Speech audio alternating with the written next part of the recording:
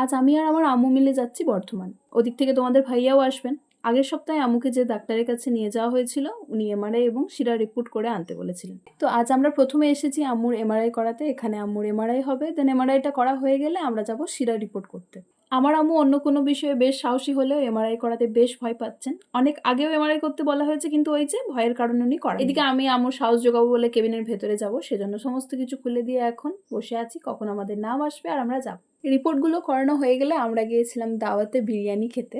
অনেকটা দুপুরও হয়ে গিয়েছিল আর আমাদের ভীষণ খিদে পেয়েছিল এই মুহূর্তে, তো আমরা নিয়েছিলাম বিরিয়ানি আর চিকেন চাপ। কয়েকটা প্রয়োজনীয় জিনিস নেবার ছিল, তাই আমরা স্মার্ট বাজারে ঢুকে ফটাফট জিনিসপত্র নিয়ে বেরিয়ে পড়ি। আর এখানে একসাথে এক ঝাঁক পায়রা খাবার খাচ্ছিল, আশেপাশে ঘুরছিল। আমার খুবই ভালো লাগছিল, সেজন্য কয়েকটা ভিডিও আর ফটোও নিয়েছিলাম। তারপর আমরা বেরিয়ে পড়লাম বাড়ি যাওয়ার উদ্দেশ্যে। আর এদিকে নেমে গেছে ভীষণ বৃষ্টি। এদিকে তোমাদের ভাইয়া আমায় ফোন করে বলছেন যে নওয়াবাটের এদিকে কোনো বৃষ্টি নেই, আর আমরা আলিশা যাচ্ছি, তাতেই এত পরিমাণ বৃষ্টি যে আমরা পুরো ভিজে গেছি।